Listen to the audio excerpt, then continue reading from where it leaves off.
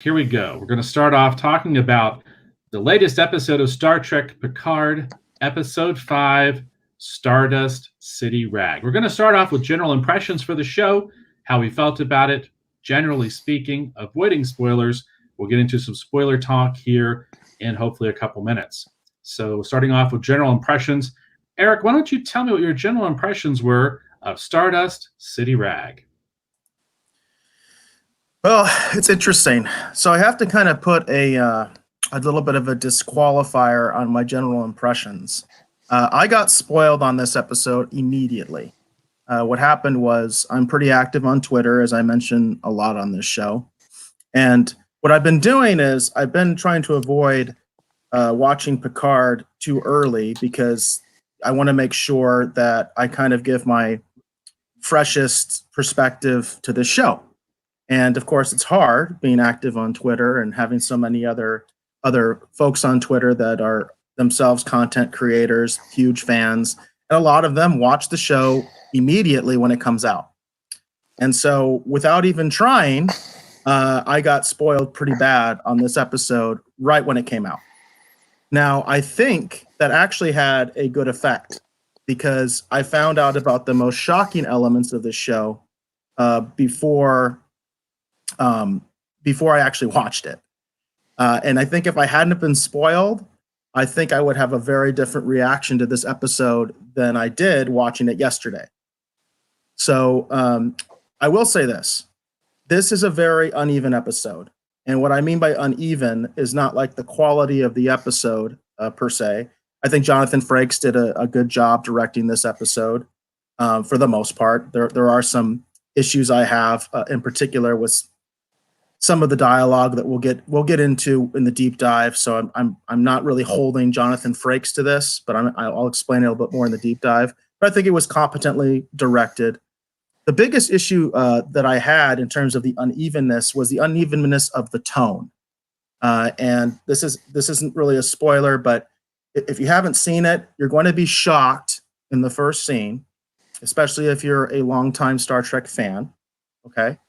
And you're very familiar with the various Star Trek shows. You're going to be shocked at the beginning of this, and it may actually ruin the entire episode for you, because it did for a lot of people. That was the kind of Twitter reactions that I was getting live as people were watching this.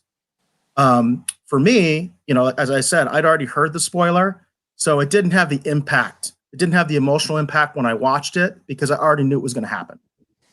So the rest of the episode, I would say, is actually pretty zany and almost silly. There are moments that are serious. Again, there's a very uneven tone to this episode. And then when we end, we have another shocker. And the ending shocker, nobody spoiled me about. I kind of knew it was going to happen, but I didn't know how it was going to happen. And so I knew what was going to happen at the end. I didn't know who was going to do it. I didn't know how they were going to do it.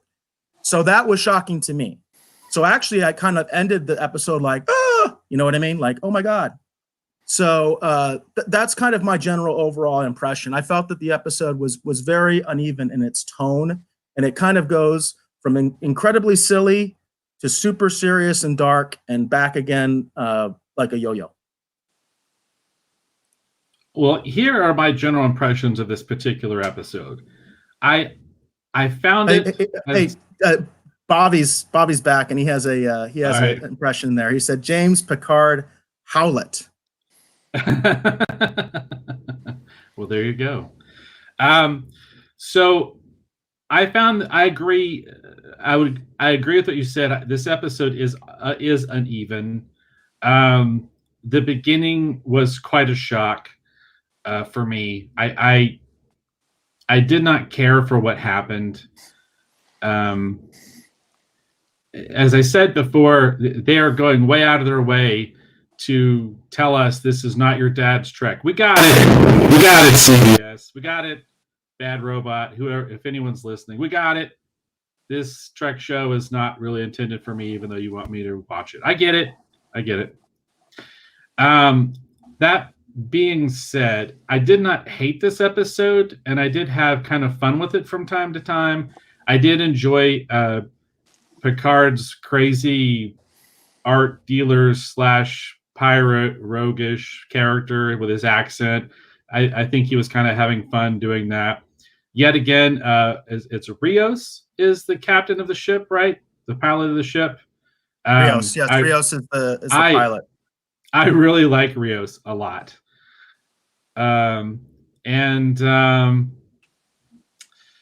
Anything else, I'm going to have to get into spoilers to talk about it. My general impression was I didn't hate it. I kind of had fun with it at times, but there was some things in it that, as a long-time Star Trek fan, I did not like. There are a couple things, even in relation to Star Trek Picard. Just recently, there was a couple things that happened that I didn't like. That doesn't mean that you can't enjoy the show or continue to watch it or anything. That's just my general impression. So I think that's all. I think that's some of my general impressions. Dave, where do you rate it in relation to the other episodes? Do you think that this is the high point for the series? Do you think it's a low point? Is it somewhere in the middle? I think we both agree that episode 2 is the low point. Episode 1 is the high point so far. How does this episode compare to those other episodes in your mind? Well, talking about the unevenness of the show, there were some moments in this that, for me, I would say I would put up there with some of the highest of high, because I had a lot of fun with it. Nothing has quite eclipsed or gotten close to whenever Picard is interacting with Data. Right. Nothing has come anywhere near as close to that. But beyond that, there were some really high points in this that I really enjoyed. But then the low points are so low, I'd say that it's easily below episode 2. There was some stuff they did in this that I really, really did not like at all. And I don't quite still. I mean, I get it. Again, if anyone at Bad Robot and CBS hasn't got it, let me state this again. I got it. This is not your dad's Star Trek. I got it. Okay. You don't have to do anything else shocking. It's not your dad's Star Trek, but we can have a glass of Tranya together. But it's not your dad's Star Trek.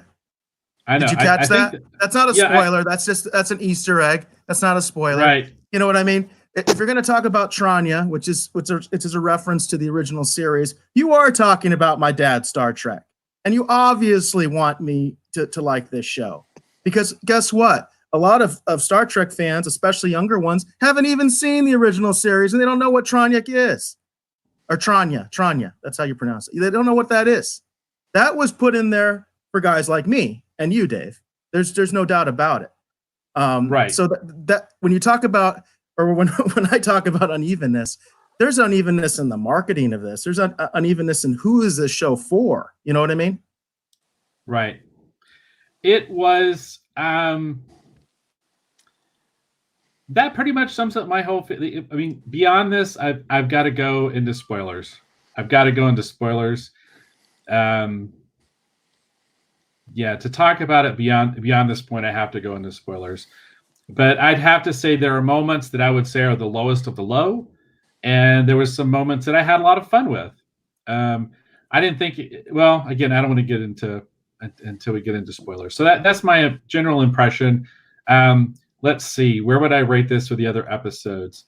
I'd say this compares, for me personally, pretty close to the last episode. There was some things that I really liked about the last episode and some things I wasn't too keen on. It's about the same. I've gotten over the idea that this is not Star Trek in the way in which I always think of it, and I'm now viewing this as an Elseworlds show written by someone who loves Star Wars. That is now how I'm viewing this show. Well, that's what it is. I mean, Kurtzman has been on record. He has said he was never a Star Trek fan. He was a Star Wars fan, just like J.J. Abrams said the same thing. And of course, Kurtzman is a protege of J.J. That's a matter of record. That's not a matter of opinion. Those are things that they themselves have said. They did not like Star Trek. They were not Star Trek fans. They were Star Wars fans. So that's a matter of record. That's not necessarily a good selling point. No, it isn't. It isn't to hardcore fans, but it's the idea of getting quote unquote new fans. That's what they're trying to do. And of course, we've talked about the Ready Room, which is the after show that Will Wheaton does. And I actually I've been enjoying those. I've been watching those Ready Room episodes. And the first one, Michael Chabon is one of the guests. And Chabon talks about this idea of trying to basically appease everyone. This is a show for everyone. It's supposed to be for hardcore fans and for people that never saw the show. Now, every show loves to say that. Every franchise loves to say that. But the truth is, it's almost impossible to achieve that. And so you're going to alienate people one way or the other. It's just almost impossible not to do that with an established franchise. It's just the way it is. You want it to be, obviously you want to throw a big net out there, but I would say they're not throwing a big net out there. I would say swing and a miss when it comes to throwing that big net, because I think they're alienating a lot of people. They're alienating more people, I think, than they're attracting. I could be wrong. We'll talk about some numbers later in our Streaming Wars segment that I found, because we do have the quarterly earnings report from Viacom. We'll talk about that. So we'll talk about some actual numbers. Unfortunately, that report doesn't include what's going on with Picard, because that's the last quarter, which doesn't include this time period now. But we don't know. We don't know exactly what kind of impact this show is really having. And I can tell you, though, it is dividing the fandom quite a bit. Because I'm on Twitter, I'm very active on it, and I can see little flame wars all over the place. Yeah, and that's why I said we kind of have to go into spoilers to talk about it into any great detail, because there's a couple things that happen in this that, like I said, I was not happy with at all, and it flies in the face of things that theoretically, I don't know. I mean, I understand that the Narada, which was the Romulan ship from the original J.J. Abrams Star Trek movie, that coming through the wormhole or time travel portal or whatever it was after Ambassador Spock in the first J.J. Abrams Star Trek movie, that caused everything to be slightly different, because it basically created the Kelvin timeline. Even though, isn't this kind of still supposed to be prime timeline before that happened? Anyhow. Well, kind of. After that happened. Well, I think you hit the nail on the head. The answer is kinda. That's probably the best answer, because this feels much more like a sequel to the JJ verse and Discovery than it does to Next Generation. I mean, I don't think anybody would argue that, even if you like the show. I mean, I don't think you're going to argue that. This is not, and of course they even said that this is not a sequel to Next Generation per se, even though it is. It is a sequel to Next Generation because sequentially it happens after, and it uses many of the same characters. It is, but it's not. That's why the kinda is actually probably the best description you can give, because it is and isn't. It's a different tone. It's a different color palette. Everything's different. The way it's shot. So what is the different. hell isn't it?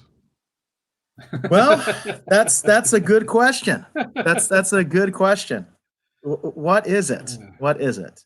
Well, let's go into the deep dive, Dave. Let's start really getting into this episode. Before you get into that, I'm going to give my impression of your impressions. My impressions of your impressions is that I should not watch this show. The overall theme, or the overarching theme, I should say, low points. That is one way to sum it up, Dr. Strange.